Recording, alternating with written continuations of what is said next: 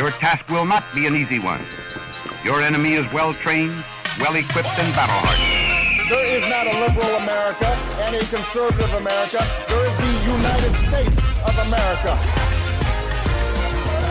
Good night, and good luck. Hey everybody, it's Rick Wilson. Welcome back to The Elephant in the Room.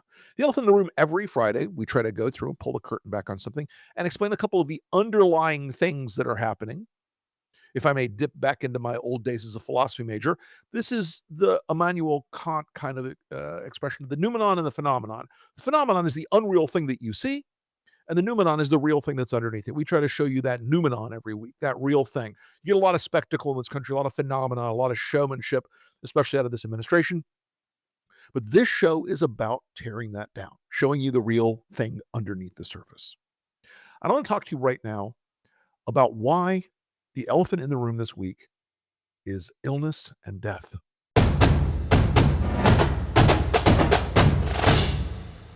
Chipper, don't you think? Really good start to a happy Friday.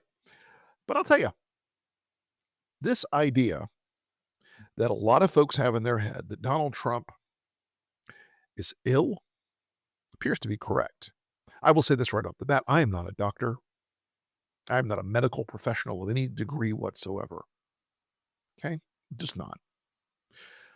Might know a little more than the average dog, but I'm not going to pretend that I'm a doctor and can make a diagnosis of Trump. But I can make a diagnosis about why they're doing this the way they're doing it. The first part of this is you have all seen the obvious signs of Trump's mental and physical decline. These aren't negotiable. These aren't debatable. These aren't hypothetical. They're real. You have seen the giant cankles that Trump is rocking from the edema that's in his body.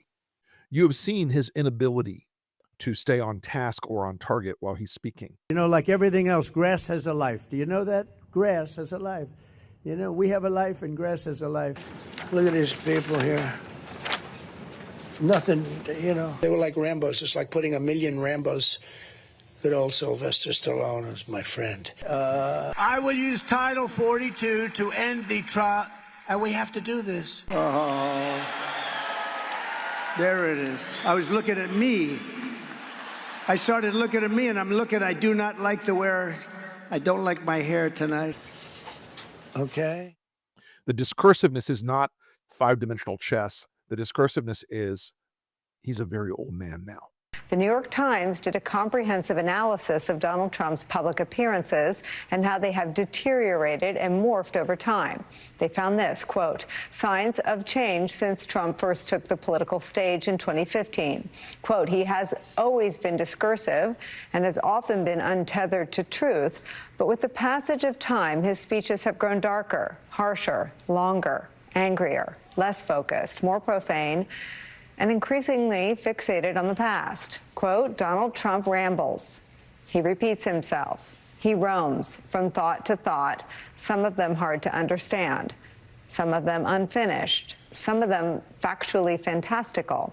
He voices outlandish claims that seem to be made up out of whole cloth. He digresses into bizarre tangents about golf, about sharks, about his own beautiful body. The lies that they've bought into and committing to this bit about Trump for years now. He's 7 feet tall. He weighs 157 pounds. He has the metabolism of a Navy SEAL. This is a guy who has sucked down more Kentucky Fried Chicken and more McDonald's Filet-O-Fish and more well-done steaks than is arguably healthy for any human being. Trump's an old, obese guy. And he's lost some weight in the last year. I don't think that's a deliberate vanity. I think that's something wrong with him physically. But Trump is not well. He is physically unwell. He's dragging that leg behind him. You've seen the bruising on his hands from whatever the treatment that they're giving him.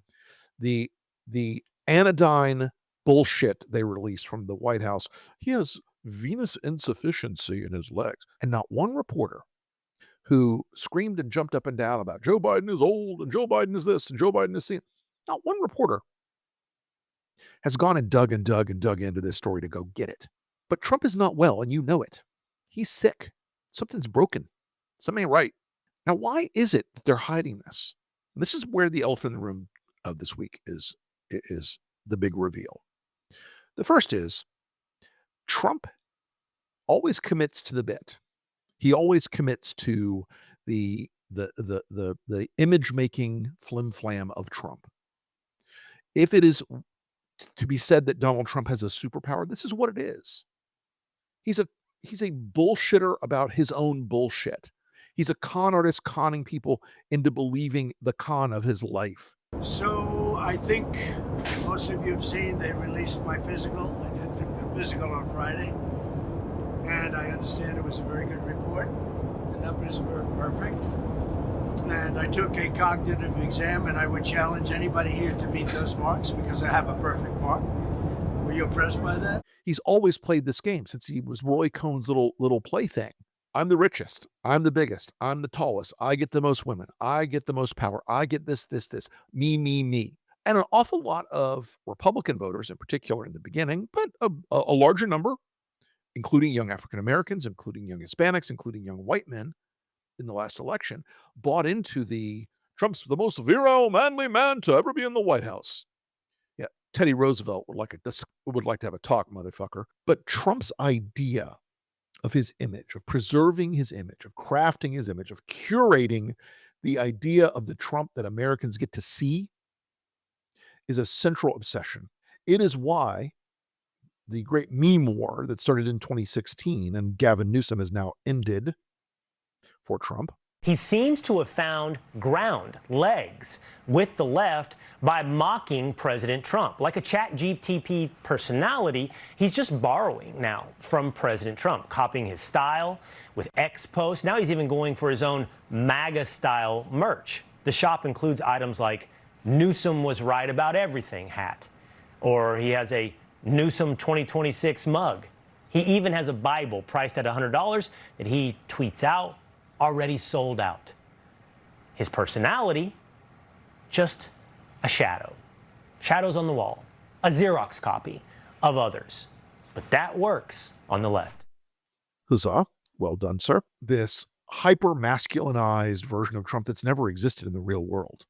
The rippling muscles, the Rambo, the cut, 8-pack, the Trump on a tank, Trump riding an eagle, Trump, dressed as a fireman. All this performative horseshit masculinity. I can tell you something. I have taken a punch and I have delivered a punch. I've worked with hard materials and big tools and hard vehicles. I've been a roofer. I worked on a shrimp boat. I've done these things. Donald Trump is a man who has never shat on anything that wasn't gold. He's a weak, soft man. He's a terribly interior kind of guy. Yes, he goes out on the golf course, but that is a groomed environment where he is comfortable. Donald Trump has never been a healthy guy. He may have had that, was Tom Wolfe once called the rude animal health of youth, but that is long ago. And this commitment to the image of Trump that was always built up in the minds of his followers was that he was, and remember 2016, stamina, power, strength, over and over again. Look, mortal frailty comes to us all. I worked on a shrimp boat 40 years ago. I was a roofer 40 years ago. I can't do that now. I'm 61 years old. Still pretty tough. Still pretty willing to go out and saw down trees and do all the shit in this absurd property of mine. But I can't do what I did then. I don't pretend to. Age is okay. Age is fine. You stay mentally alert, you're halfway there. That's the other part of this, though. Donald Trump has never read a book in his life. He doesn't read. There is no intellectual framework inside of Donald Trump's head. It's always been about me. Donald Trump would read Page 6 and maybe Crane's Business in New York. But Donald Trump was not a guy with an intellectual interior. He's not a guy with a comprehensive mental framework of his life. He's not a guy who reads. And that is an area where I think as you grow older, and especially if you are from a family like Trump, where dementia is a known element, that's why you hear him repeating the stories, the Sir stories, the Jim stories, all the things that are just the things about Trump. The interior space of Trump is just Trump. Preserving that image that he is somehow this master negotiator, this deal maker, this executive powerhouse. What did you see in Alaska? You saw an old man get rolled. President Trump called the meeting extremely productive, but it does appear that there really wasn't anything concrete achieved. No ceasefire, no sanctions relief or sanctions imposed. We don't really know where we are other than Putin got himself a summit in Alaska. What do you make of what we just saw? Yeah, I think you have it right, Jake. Look, the atmospherics of the entire summit was somewhat cringeworthy. The fact that Putin was being welcomed on American soil, the fact that Trump gave him literally a red carpet treatment, the kind he has rarely given to any, Democratic ally of the United States. You can tell that Trump thinks Putin is an equal, is this big shot on the world stage, and he's been treated by the rest of the West as a kind of pariah. I mean, he can't go to Europe because he'd be arrested. Donald Trump masterfully demonstrated the art of no deal. And also, I would be interested in Ambassador McCall's thinking on this, because Trump wanted to point out a couple times the business potential that could come out of this. But I don't really understand, what can we get from Russia? What do we need from Russia? Like more vodka and caviar at Mar-a-Lago? They're not big trading partners even during the best times. So it just shows how easily he can be manipulated by them to believe that he's getting something. Now, Putin's not much younger than Trump, but he's much, much sharper. Trump got rolled. Trump knows these stories about his health and his stories about his mental acuity are hurting him. His own base that for years thought, oh, well, Hillary Clinton is on death's door knocking loudly because she had a cold. And Donald Trump is the healthiest man in America. Well, she seems like she's doing pretty well, and he does not. The physical nature of Trump is falling apart in front of us because he cannot abandon the bit. If he admits mortal frailty, if he admits physical frailty, if he admits sickness or illness, that shatters a really core conception about Trump from his people. I will also note that the second element of this is the problem of candor. Now, we are now well accustomed to the fact that Donald Trump is a lying liar who lies. That Donald Trump is the most mendacious and consistently dishonest person who's ever held the office. At all. There's no argument about it. There's no argument about whether or not he is the most dishonest president in the history of America. It's not an argument. It's not an issue or an argument. You can't debate it. It does not lend itself to debate because it cannot be debated. So the White House has lied to the reporters about Trump's health, lied to the press about Trump's health. Now, I will say this, and this is an irritant. Once again, this is probably another episode of this show. But Donald Trump has a White House team that also believes in committing to the bit. And they don't care about lying to the press. Why don't they care? They don't care because they think the press is the enemy. They think that anyone who isn't a Trump supporter isn't an American with a different opinion, but an enemy. They think that anyone who could report honestly about the president's medical conditions is an enemy. So that's why this whole venous insufficiency lie was told. In the effort of transparency, the president wanted me to share a note from his physician with all of you today. In recent weeks, President Trump noted mild swelling in his lower legs. In keeping with routine medical care and out of an abundance of caution, this concern was thoroughly evaluated by the White House medical unit. The president underwent a comprehensive examination, including diagnostic vascular studies. Bilateral lower extremity venous Doppler ultrasounds were performed and revealed chronic venous insufficiency, a benign and common condition, particularly in individuals over the age of 70. Importantly, there was no evidence of deep vein thrombosis or arterial disease. Laboratory testing included a complete blood count, comprehensive metabolic panel, coagulation profile, D-dimer, B-type natriuretic peptide, and cardiac biomarkers. All results were within normal limits. An echocardiogram was also performed and confirmed normal cardiac structure and function. No signs of heart failure, renal impairment, or systemic illness were identified. Again, I'm not a doctor. I don't know what's wrong with him, but I know who these people are. I know who he is, and I know they are all consistent liars. Not many reporters, including a lot of them who have spent the last year screeching, "Oh my God, we didn't report enough on Joe Biden being old and losing his edge," are now strangely silent. Haven't been a lot of like barn burner reporting out there. Hasn't been a lot of people trying to track down Trump's doctors, trying to break through the White House bullshit, trying to break through and find out just what's happening with our president.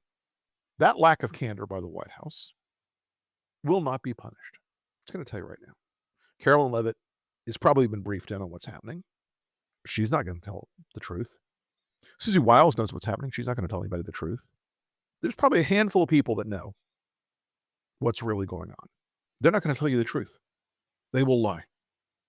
And that means there's a non-zero chance that one day we wake up to the news that Trump was standing in the shower and fell over dead, that Trump slumped over in the Oval Office and died, that Trump fell down the stairs and died, that Trump on the back nine fell over and died. And people will act surprised. They will act shocked. Oh my God, we had no idea. You do. You know he's ill. You know he's sick. You know he's got trouble. Even Trump's own statements are like, I want to go to heaven. I want to try and get to heaven if possible. I'm hearing I'm not doing well. I hear I'm really at the bottom of the totem pole. Which, by the way, I have a piece coming on that you will enjoy. This idea that Trump is sick isn't debatable. It's obvious. It is the elephant in the room. Trump's physical collapse is the elephant in the room. Guys, it's not getting better. He's not changing this narrative. He split his base this year with the Epstein cover-up. Really has a deep radioactive nature to it for his people. Disgraced sex offender Jeffrey Epstein's case continues to roil the MAGA world. After repeatedly claiming that there were scandalous criminal details about Epstein being hidden from the public, now some of those same people, having joined the Trump administration, are saying there's nothing to see. But key figures from the president's base allege that a cover-up continues. Leading that charge is far-right activist and conspiracy theorist Laura Loomer. She told Politico that there should be a special counsel appointed to the Epstein case. Attorney General Pam Bondi, FBI Director Kash Patel, and Deputy Director Dan Bongino have each stoked ominous conspiracy theories about what's referred to as the Epstein files, allegedly a secret list of powerful people who had connections to Epstein. But Patel, once he became FBI director, tried to temper expectations. So on the Epstein matter or any other matters, we are diligently working on that. And it takes time to go through years of investigations, years of political maneuvering, and years of cover-up to get the American people what they deserve. And that's what I'm going to give them on everything. But then last week, the Justice Department and FBI released a memo saying there was no client list and that there would be no more information disclosed. Parts of the MAGA base erupted. Influential right-wing broadcaster Alex Jones broke down in tears over the news.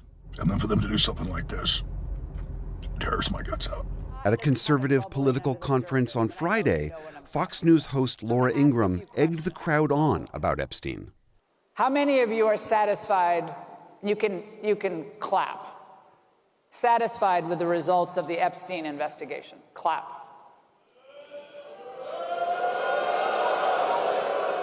How many of you are not satisfied with the results of the investigation? They understood that their long fight against the pedophile underground was a fight against Donald Trump. They understood that the big pedophile cover-up was a cover-up led by Donald Trump. There's a cover-up happening now in the White House that reporters have a moral and professional obligation to pursue, and that is the cover-up of Donald Trump's collapsing health. The ankles, the dragging the leg, the mental rambling and discursiveness in every single thing he does and says. If you are not paying attention to this, you are doing yourself and the country a disservice. When Donald Trump dies, whether that's tomorrow or 20 years from now, you will look back on this moment and you will know you were lied to. A third reason, by the way, I want to cover why they're also telling this lie. It is because inside Trump's circle, inside the family and the loyalists, they're watching J.D. Vance walk out further and further and further in front. They're watching him do more interviews. They're watching him do more direct engagements with other cabinet members.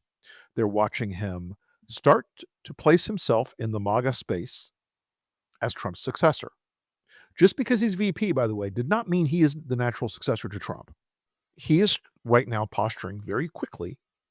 And if you don't understand why Elon Musk and Peter Thiel are Vance's biggest backers, and why Elon Musk abandoned his third-party bid so he could back J.D. Vance, it's because they know Trump's not going to be there. Trump, if he does survive, if he is able to make it through this health crisis, whatever it is, he's going to try to stay until he dies. He's going to be a feet first out of the White House guy.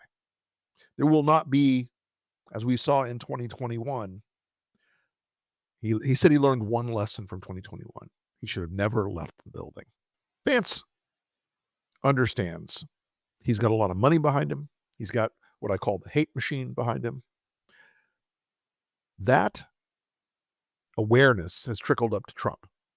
He knows Vance is out there now, putting himself out in public spaces. Why did Vance go to Union Station with Stephen Miller and Pete Hegseth? Oh, look!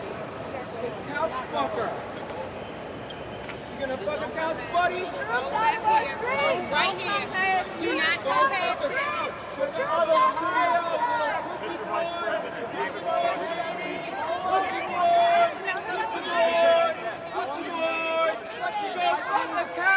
Go fuck a couch, J.D. Vance. Go fuck a couch.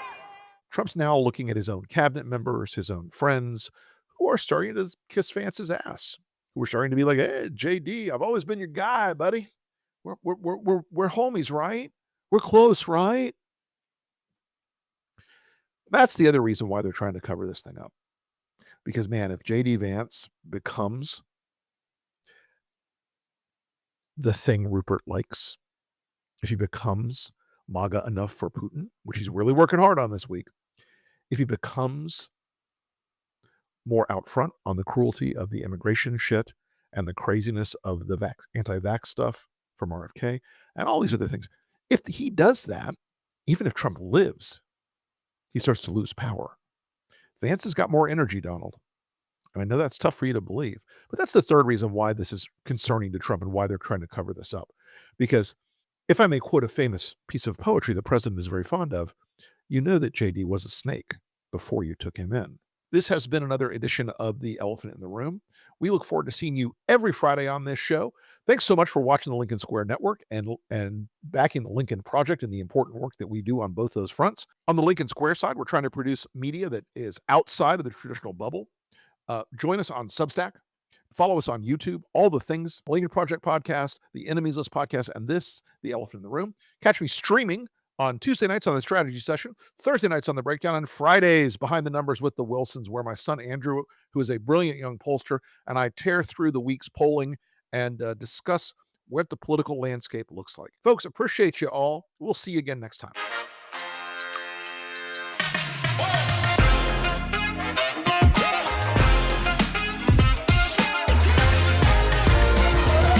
Good night and good luck.